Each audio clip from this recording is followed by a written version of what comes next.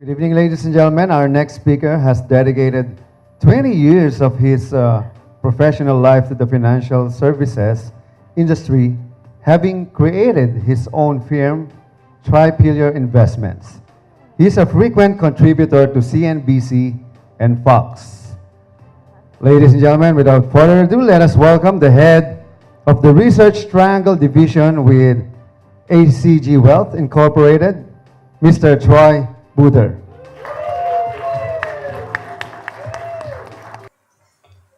It's never lost on me that we don't always have the opportunity to do exactly what it is that we want to do or that we feel we are called to do, what we feel like we want to accomplish in this time on earth. But today we get that opportunity. We are speakers. We're here as part of PAPS. We're here as part of NSA. And I thank you for the opportunity, Lloyd and your staff, and all the hard work that's gone into putting this together. Because today I stand before you and I now get the opportunity to do something that we really want to do. So thank you for all of your hard work. At the age of 6 years old, I was granted my very first opportunity to scale a mountain. It turned out to be a huge, huge mountain. It was a tough time, and it started on a sunny, warm Saturday morning when my father summoned my brother at the age of 7 and myself into the family kitchen. And he made this statement. He said, "Boys, I have some bad news. Your mother has left us again, and this time she's not coming home. She's now living in Toronto." And as a 6-year-old boy, the sound of Toronto, 6 hours away from my small mining city, my mother may as well have joined the SpaceX program of Elon Musk and gone to Mars. I thought, I'll never, ever see my mother again. And I was very close to my mother. Have you ever lost something in your life that is so important to you that all you want to do is curl up into a little ball and go into your bedroom? That's what I did. For 2 months, I went into an emotional coma. I didn't want to do anything. I missed my mother so bad as a young 6-year-old boy. But while I was there, I had a strange epiphany. Something came to me that said, you know what? I too am going to leave. I'm going to leave this mining community, not because I'm any better, not because I'm any worse, but because I feel like I'm different. And I'm going to get out. And I'm going to do it by setting 2 goals. That first goal was I was going to become the first person in my family, on my mother's side or on my father's side, to finish high school. And the second goal is I was going to go beyond high school, and I was going to go to college. And I was going to graduate college. 2 pretty lofty goals for a 6-year-old boy. And I thought, how am I going to do this? I come from a family that doesn't value education. Well, I had another epiphany. The number 1 sport in Canada by far is the sport of ice hockey. And I thought, well, I've never skated before, but that will be my ticket out. I'm going to escape the mines, and I'm going to do it on a pair of ice skates. Well, I didn't have any ice skates, so I borrowed a pair from a neighbor. An old, beat-up, cheap pair of skates. And I went down to the Elliott Lake Centennial Arena one Sunday afternoon to begin my new career as a hockey player. I put my skates on and I went to the door to get on the ice, and I clung nervously to the boards. And I went around that ice oval with my knees together and my ankles almost touching the ice. And I went lap after lap after lap after lap around that ice rink. And every time I made a lap, something happened.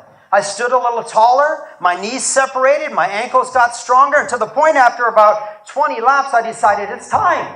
It's time for me to leave the safety and sanctity of those boards and head out to the center of the ice. I can do this. I got all the way out to the center of the ice, and I hadn't been there for 60 seconds when BAM! 3 boys, teenage boys, engaged in a game of on-ice tag, ran into me and hit me so hard they sent me into the air. I came crashing down on my head. I split my head open, knocked out cold, and I broke my collarbone. This bone here. Great way to introduce myself to the sport of ice skating. They scooped me up, they put me in a car, they brought me to the hospital, they stitched up my head, they reset my collarbone, put me in a sling, and within 7 days, I was back on that ice trying to learn how to skate. Why? Because I was driven to do something with my life.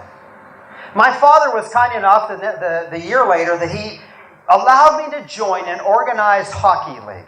the lowest league in my city. He bought all new equipment for me, but for some reason he decided those old dilapidated skates were fine enough for me to go into this league with. He never got me new skates. I played in that league my very first year, and I was absolutely, no question, the worst player on the ice. I played the entire season, every game, never missed a game, and I never scored one goal that entire year. Well, the following year came, my father allowed me to enroll in that league again, and he paid the fees for me to do that. But he still didn't get me any new skates. But there was a company in Canada that was famous for producing ski boots, and they decided to go into the ice skate business, and they basically had a ski boot and they put a blade on the bottom of it, and I thought, here's my solution. If I get a pair of Lang skates, my weak ankles will be aided enough that I'll be able to skate like everybody else. So I started early, probably in August, petitioning my father and asking for if I can only get one Christmas gift this year. One Christmas gift, Dad, will you please get me a pair of those new Lang skates? Christmas morning came, I was so excited I went down. My brother Todd went down as well. He had one special gift. I had my special gift on our list. We went through all the gifts, and he didn't get his. And I didn't get mine. Until my dad left the room. He came back in with a box for Todd and a box for me. Todd got his gift. I opened up my box, and it was a brand new pair of Langs. I couldn't get them out of the box in time. I had them on my feet. I was going around my house in my skates on Christmas Day all day long. I would have slept in my skates if my dad didn't force me not to do that. On Christmas Day, the ice rink was closed. I couldn't go and skate. But on Boxing Day, December 26th in Canada, the ice rink was open. I was the first kid on the ice and the last kid off the ice, and I was a newborn man. I could skate with my new Lang skates. December 27th, same thing. Start of the ice skating session until the end of the ice skating session. There I was, whipping around the ice, daring those 3 teenage boys to come near me now with my new Lang skates on. They were never going to catch me. December 28th, something very interesting happened. I was in the lowest level of hockey in my city. The highest level is the All-Star team. The Elliott Lake All-Stars, they were called. And they were scheduled to play a league game on December 28th, but due to a heavy snowstorm where we live, that team was prohibited to make the 3-hour drive to my city. Not wanting to disappoint the elite All-Stars, they put together this ragtag team of all the best kids in the lowest level. Well, I didn't even get selected for that, but I happened to be at the rink when they were putting this team together, and they needed one more player. And I had my Lang skates. And I said, I'll play. And they said, okay, Hooter, get on the ice, get suit. I was the best player on both teams. I scored 3 goals in a loss, if you're still counting. That was 3 times more than I'd ever scored in my entire life at this point. And I had a fantastic game. 4 days later, I show up for practice for my lower league team. They allow me to go on the ice and I practice with them. I'm feeling pretty good about my accomplishments against the All-Stars. And at the end of the practice, Coach Ladissour, a French-Canadian man, comes and sits down beside me. He knew my family struggles. He knew what was going on. He put his arm around me and he'd call me son. He said, son, you got a big break today. Today's your last practice with us. I said, what do you mean, Coach? He said, that All-Star team, they want you on their team. You're going to go play on the All-Stars now. He said, before you leave, son, I want to tell you a little bit about success. You deserve this break and you're going to need more, and you got to know these 2 rules when it comes to improving the opportunity for success. He said, remember this on the ice, remember this off the ice. Rule number 1, you're going to get knocked down. Nobody ever counts how many times you get knocked down. They only count how many times you get back up. I said, all right, I'm a little guy, I'm going to get knocked down, I'm going to get up every time. He said, secondly, the ability for you to increase the odds that you will be successful to the point of 80%, an 80% increase in your opportunity to be successful comes down to 3 very simple steps. He said, every day of your life, son, follow these 3 steps. Get up, dress up, and show up. I said, I can do that. I can get up, I can dress up, and I can show up. And if that's going to increase my opportunity to be successful by 80%, I will sign up for that. Get knocked down, get up, dress up, show up. And I put that into my mind and into my heart. And I skated through the rest of my years in my home city as an all-star every year. And I finished high school with honors. The first child in our family on either side to graduate high school. I also got an athletic hockey scholarship to leave Canada, go to the United States, and play at a very prestigious hockey institution. After college, I actually ended up playing semi-professional hockey in Southern California for 4 seasons. At the end of that time, I realized I probably wasn't good enough to play professionally in the United States. I accepted a 1-year contract to leave and go play in Europe. I played my first season in Austria. I loved it. I stayed for 2 more, played 2 seasons in Germany, and then I played 3 seasons in Sweden. And all that time, and every time I hit a crossroads or an obstacle or an impasse, I said, Troy, if you're getting knocked down, it's okay. Just get back up. If you're struggling and you're confused and you're intimidated and feeling vulnerable, Troy, just remember what Coach Ladisor said. It's only 3 simple steps. You just got to get up. You got to dress up and you got to show up, and the other 20% will take care of itself.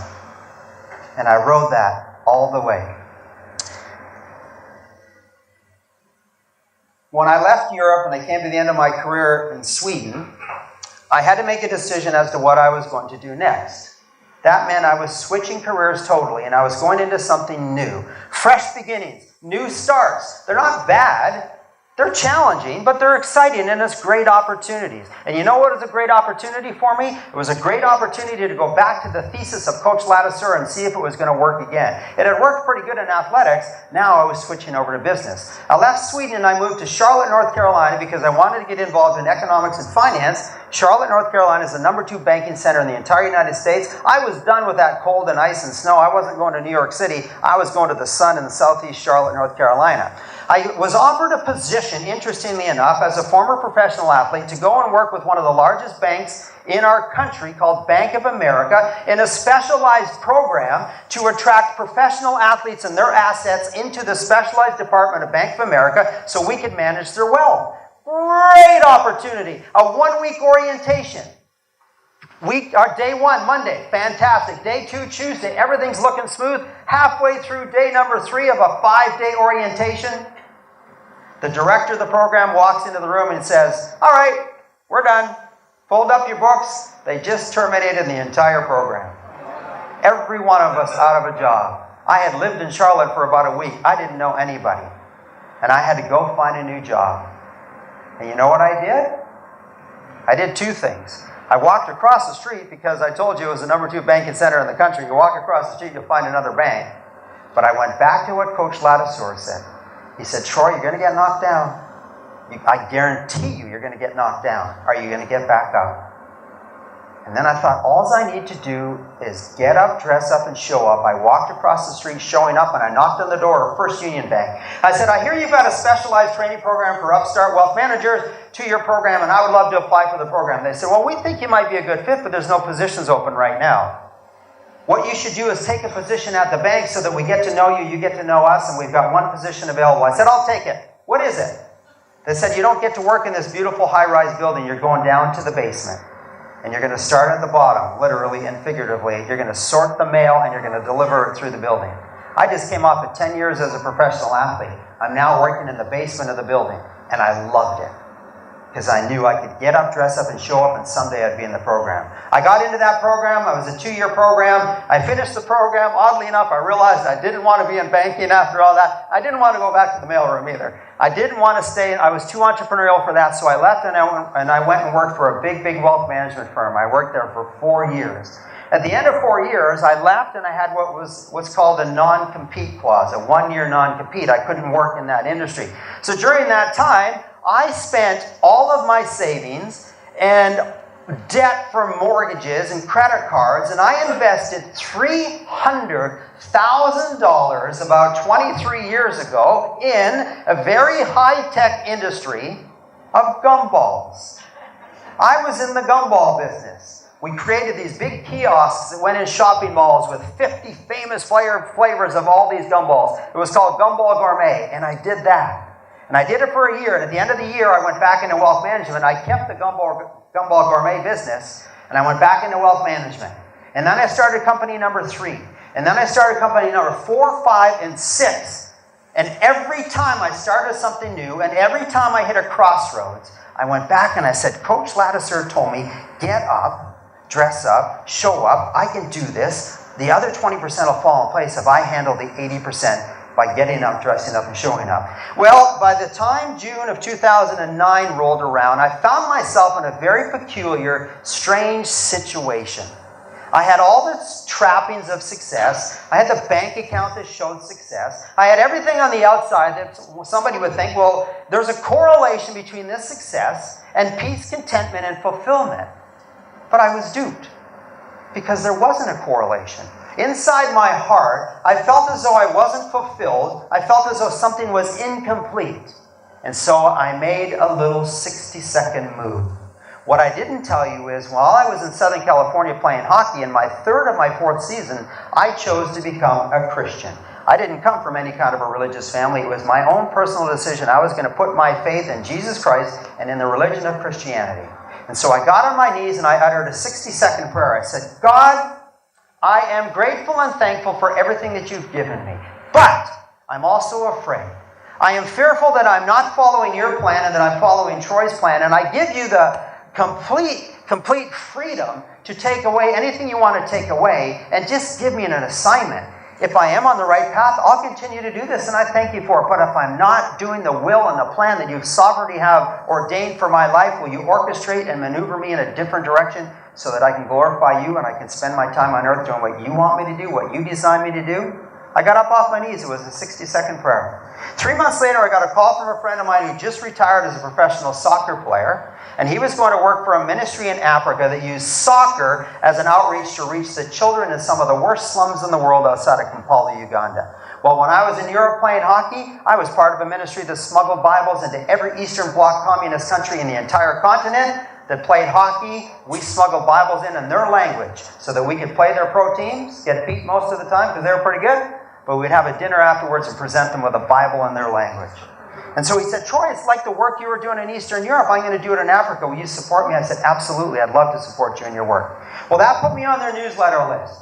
And the third newsletter that I received was a summary of a story of what was going on outside of Kampala, Uganda. You see, one of the missionaries there realized in a very frustrating epiphany of his own that they cannot reach all the children using soccer. Some of these kids were somewhat oxymoronically cerebral and were not attracted by sports. He thought, what can I do? How can I reach these kids that are on the sidelines of life and on the sidelines of sports? He thought, I know what I'll do. I'll teach them a board game. And he happened to choose the most complicated of all board games. A game that there's not even a word in the Ugandan language for, the game. And he introduced it to uneducated slum children. And within a couple of years, something fascinating happened. Within 2.5 years, an 8-year-old, a 10-year-old, and a 12-year-old uneducated slum child from Kakwe, Uganda, defied the odds and became international chess champions. And I read this newsletter and I thought, this is an incredibly fascinating story. But I'm busy. I'm running a lot of companies. I go to throw the newsletter out in the garbage and something in my heart says, don't do that. Put that letter on the corner of your desk and think about that. So I did. I read it 10 days later. My garbage can was literally right here. I read it. I thought, what a fascinating story. And I tried to throw it out again. And that same voice in my heart said, don't throw that out. I put it on the corner of my desk. I did this 4 times in 6 weeks. I finally thought, why can't I get this story out of my heart? And then I remembered back to my prayer. 3 months prior, that 60-second prayer saying, Lord, will you give me an assignment? And he said, Troy, here's the answer to your prayer. But I said, God, I don't know. I live in nowhere, North Carolina. I don't know anything about the movie industry. I don't have any connections, any contacts.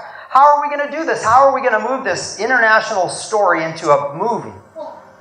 And he said, for a lifetime now, you've been trying to do on my behalf that which I simply want to do through you. Will you finally make me your business partner? I said, yeah, I will. I'm ready. He said, hold my hand. We're in for a wild ride.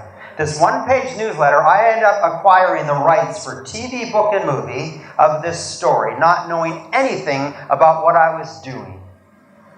But I remembered Coach Ladisor. I remember him telling me, Troy, dress up, get up, dress up, show up. Dress up, however that goes. Now I'm forgetting it. Get up, dress up, show up. And I took it, the challenge, and I went with it. I acquired the rights. The newsletter became an award-winning article in ESPN magazine. It then became a very popular book with Simon & Schuster, our biggest publishing company in the United States. And then, as many of you know, I just talked to Randy about this, and he was elated. It became a Disney movie. A Disney movie called The Queen of Katwe that was released about 14, 15 months ago. A very, very powerful story. We basically hijacked the most influential movie company in the history of the world and had them produce a movie that looks at teenage pregnancy and prostitution in the slums and the faith component of it. And it's gone around the world and it's done really, really well.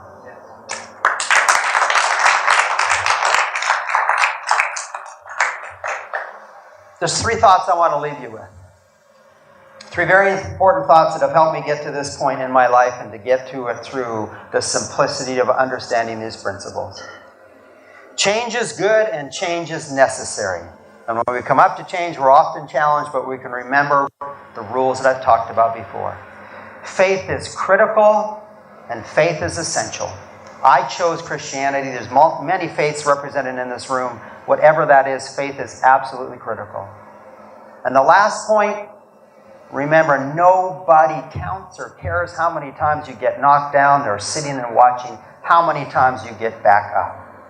And lastly, if you want to increase your opportunity for success, take all that you've heard today, but apply 3 simple rules to it. Increase your probability by 80%. Because if you follow these 3 simple rules, you're going to be 80% that further along the road than most of the population in the world. Get up, dress up, and show up. Thanks.